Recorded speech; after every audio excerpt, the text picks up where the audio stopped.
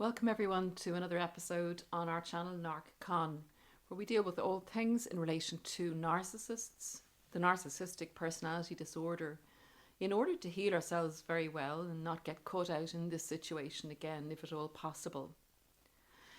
Today I'd like to get into a subject that I really do feel, when understood, will help people heal much quicker and in a deeper way from what they would have experienced, from what you would have experienced with a narcissist, and the enmeshment type of relationship that is so very difficult to explain to people when you're trying to overcome it and heal from it at later stages once the relationship appears to be over.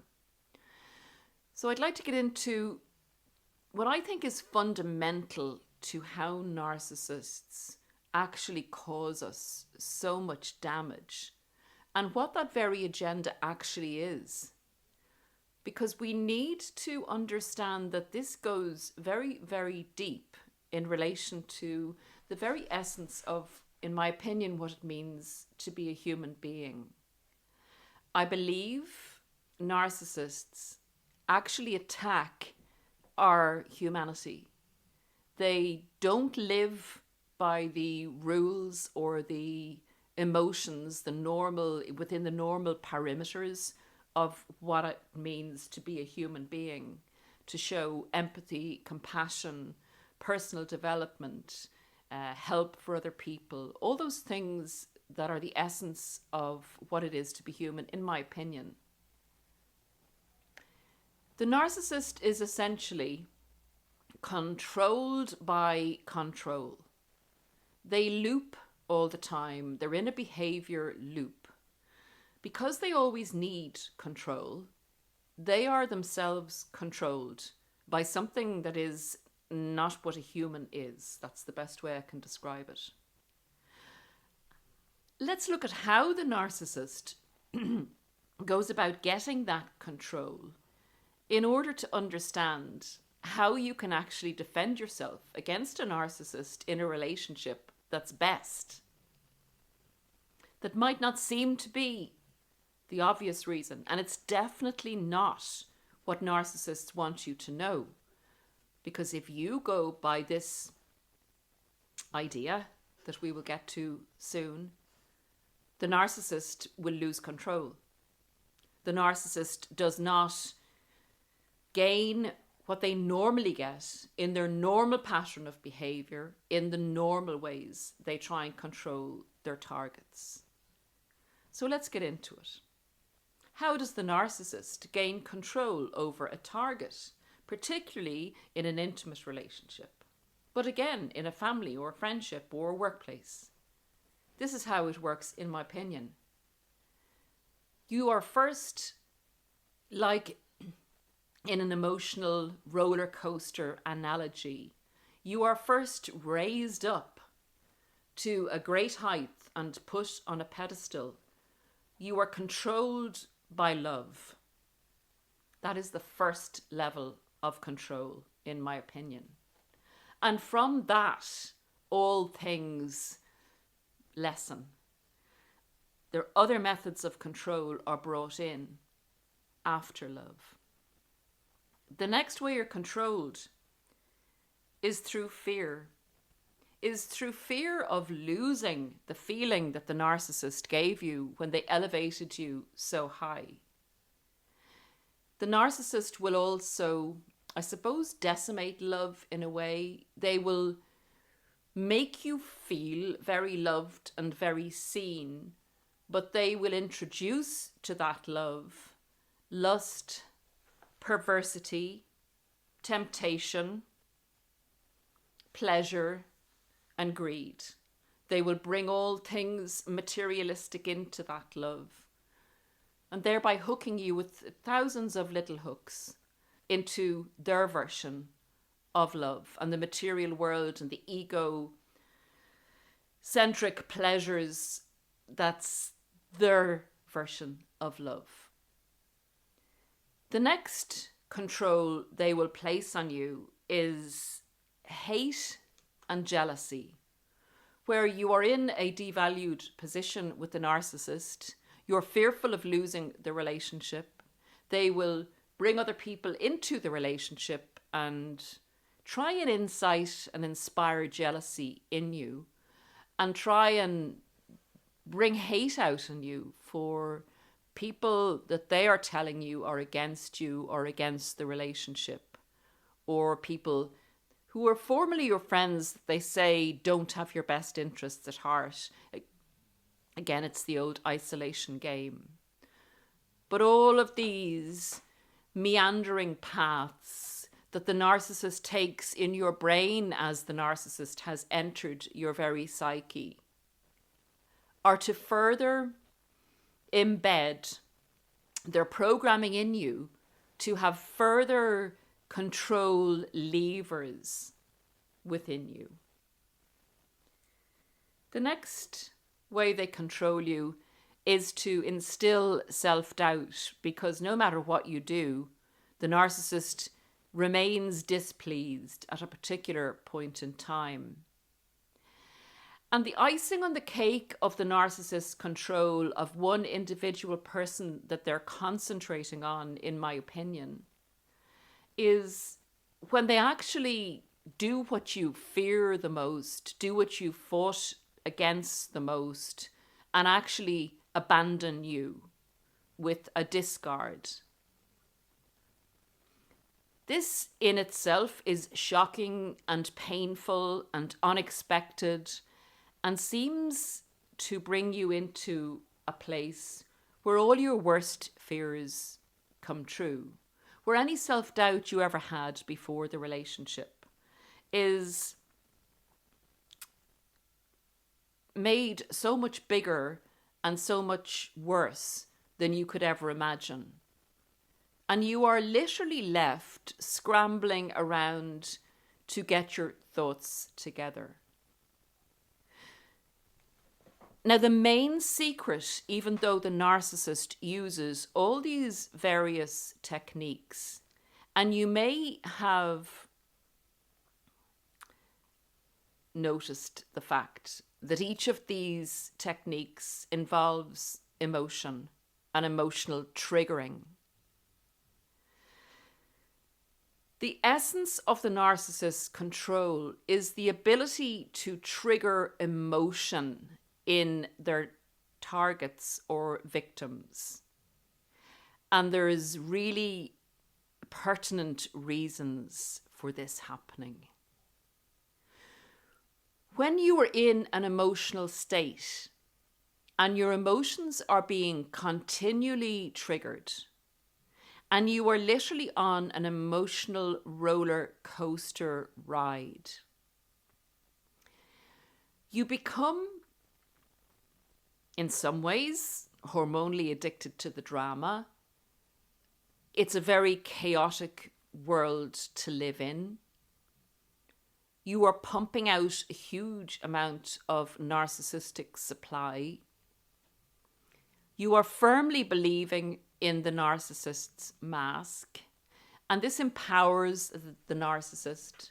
The narcissist is taking great pleasure in chipping away at you slowly but surely, bit by bit, on a daily basis.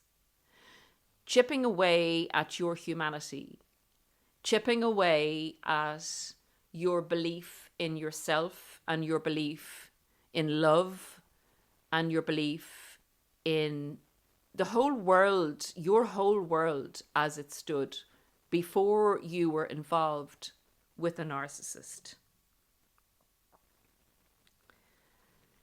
I'm going to get shortly to the best way to survive a relationship with a narcissist with knowledge and the understanding that I hope will come out of this podcast, and also how to break rumination and to move forward in a healing journey. The narcissist understands that if they get you to believe in their false mask and they keep you emotionally triggered, that they maintain control of you, huge control of you, and ultimately long-term control of you so they can hoover you back if they continue with their emotionally triggering techniques. One of the main areas that they use in the discard for controlling you is excruciating pain. That's when the pain comes in, even though you will have been at times tormented in the roller coaster, the emotional roller coaster of the relationship itself.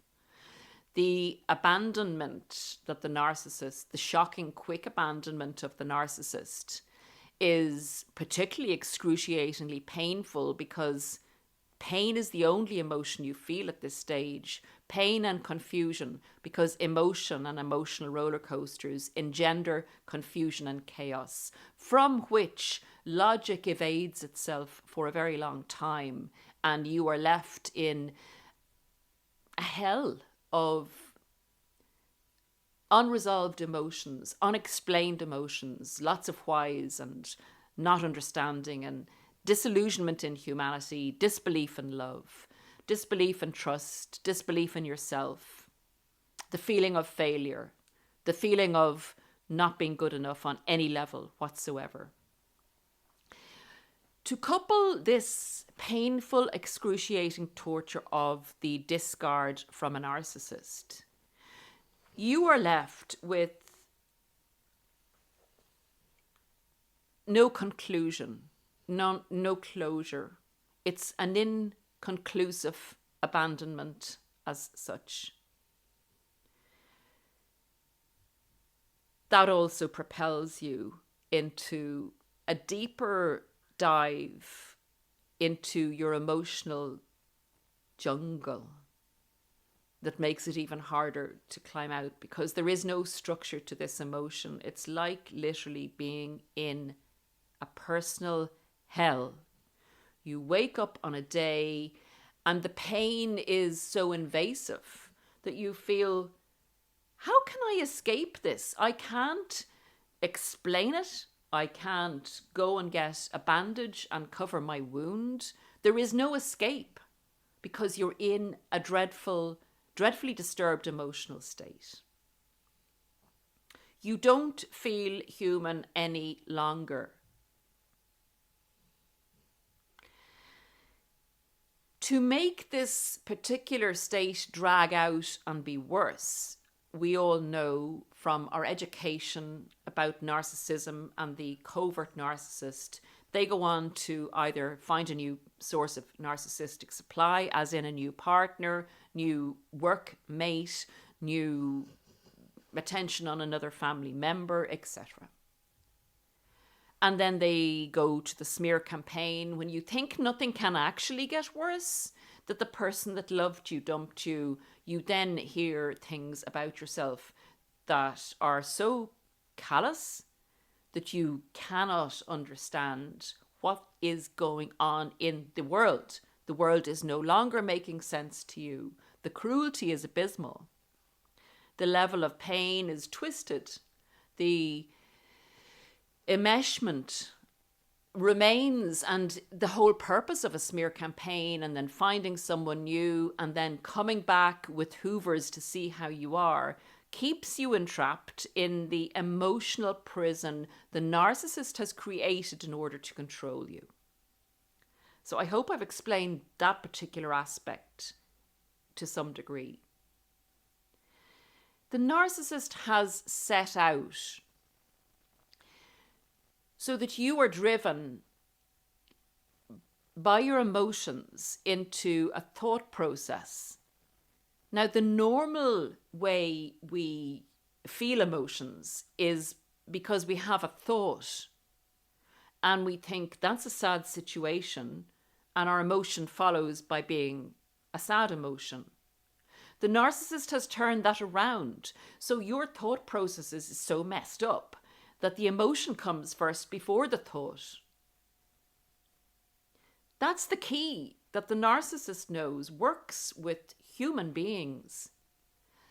And that's the way they take you off course so that your logical reasoning and your way of living, your introspection, your judgment ability, your logical ability is essentially overridden by emotional triggering, and the emotions creating the thought, creating another emotion. And you're looping in the narcissist's loop of control of you.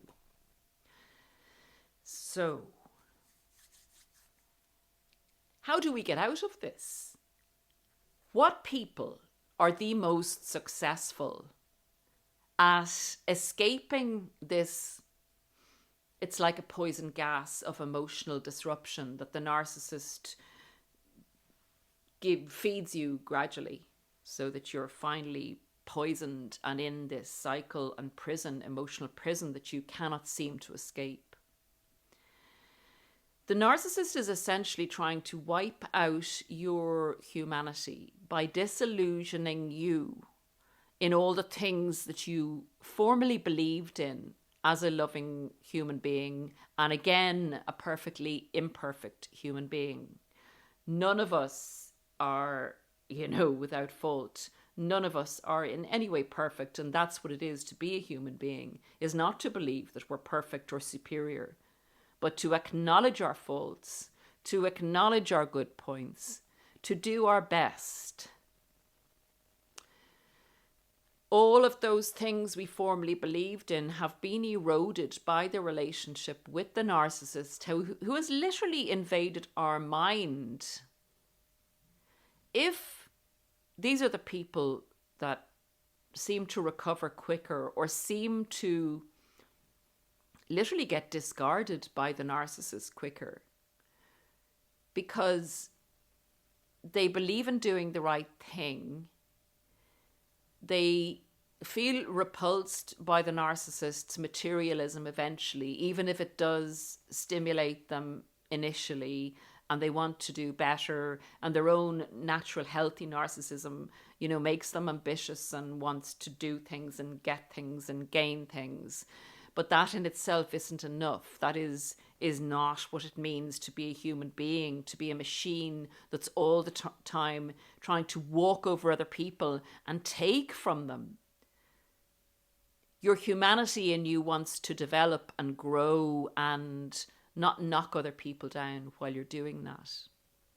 So the people who do the right thing and maintain love in as much as it is possible to maintain, and stand back and pull themselves back, and it's very, very hard to do at different stages in a relationship with the narcissist, because once they feel you pulling back, they stimulate another emotion in you to keep you in that emotional state of confusion. If you're a believer or a non-believer, I believe that if you are a believer in love, which to me translates a believer in God, because to me God is love and love is God, and we are all of love and of God, and when we concentrate on that, nothing can actually essentially harm us at a soul or heart level. Yeah, our brains may be scrambled for a while, but if we keep going back to our belief in kindness and our belief in the way that we want to live our lives as a human being, being vulnerable, not walking over other people because we have a fear of being vulnerable. And I'm talking about, particularly after going through this with a narcissist, maintaining the courage to be human. The crux of the matter with a narcissist is to, one, keep you in an emotional state of chaos where you can't hook into what makes you you and your principles of humanity and what it means on a soul level, what your spirituality means and what happiness means and the good essence of life and essence of humanity means. That is not accessible to you at different stages in the relationship with the narcissist.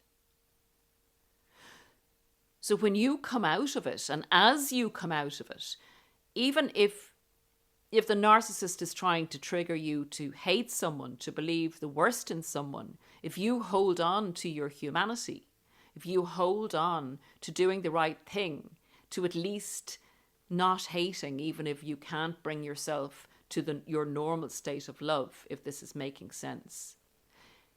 The narcissist can't beat you holding on to being a human. The narcissist wants you to renege on all things that make you who you are, that make you act in a certain way, that make you strong, that make you not give in to fighting them on a hateful level, that make you not react to a smear campaign of your name by saying really bad things about the narcissist, to going down to their level, to fighting in the mud with a narcissist. If you maintain your humanity and your vulnerability, particularly after going through that excruciating pain.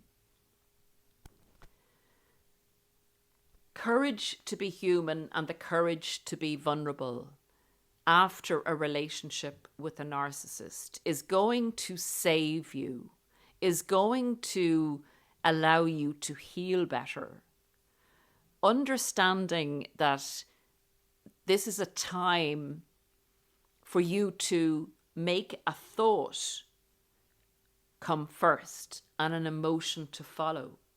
So to make sense of what happened and what the narcissist did, literally people are looking at these videos, they're reading books, they're educating themselves, they're going to therapy, they're praying to God, they're getting things straight in their head so that their thoughts can engender their emotions instead of the emotion engendering another emotion and a negative thought and a negative thought. This is not easy to do, but once you put it into practice on a daily basis, and remember you want to maintain your humanity, you want to regain your level of trust in people, you want to be able to be vulnerable again so that you can love, because we need to be vulnerable to love. The narcissist wants to take that away from you forever so that you become like them. So that you believe that the only way to survive in the world is to become like them, to destroy, to steal, to walk over people, to be cruel, to have no empathy. And understandable as it is, when people are so badly hurt and in such a state of confusion, sometimes we think we can never heal and we can never get right again. And I'm here to tell you personally, and from so many testimonials of people that I've spoken with that have been at the lowest levels after a narcissistic discard or whatever the narcissist has done to them, have come out the other side, and triggering as this may be, and it may be too soon for you to hear it, they're actually thankful that they navigated the experience, because it has opened them up to a whole new sense of joy and an awakened world where they love who they are. They love the principles of humanity. They will be vulnerable again. They will love again, and they will love deeper and stronger and longer. So guys, this is about the courage to be human, the courage to maintain your humanity. And if in a relationship or interaction with a narcissist, you can hold on to those principles, the narcissist has nowhere to go with that. If they can't keep you in an emotionally triggered state, if they can't keep you in an emotional confused state, if you are able on a daily basis to practice when you feel that bad emotion, that you sit with it for a while and you look at it and what's causing it. And if the thought that's causing it is erroneous, put that thought in place and say, well, it's not because I wasn't good enough. Sure, I can work on some things, but it wasn't because I wasn't good enough. This relationship had actually nothing really to do with me. It was about a person who was caught in a loop of needing control and being controlled by the need to control. It is very healing when you understand what you've been through and where you've been left, in the hope that you can be picked up again while you're still emotionally confused and hoovered back into a relationship with a narcissist, or isolating yourself where you feel, and that's okay to do for a while, that's okay to do for as long as you want.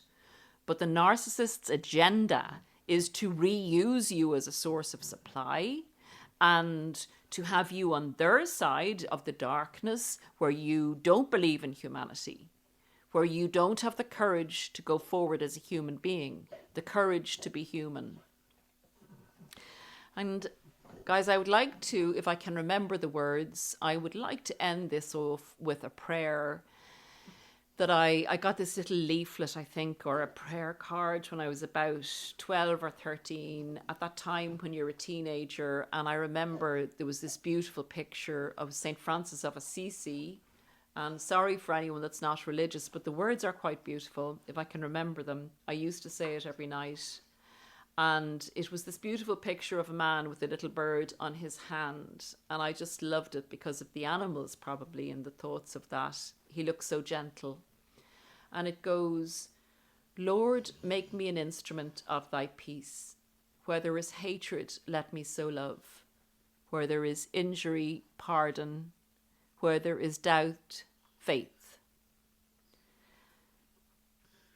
Where there is sadness, joy. And where there is darkness, light. Now I know I've mixed that up a bit. O Master, grant that I may not so much seek to be consoled as to console, to be understood as to understand, to be loved as to love. For it is in giving that we receive, and it is in dying that we are born to eternal life. Amen. The courage to be human is the ultimate sword against a narcissist's destruction.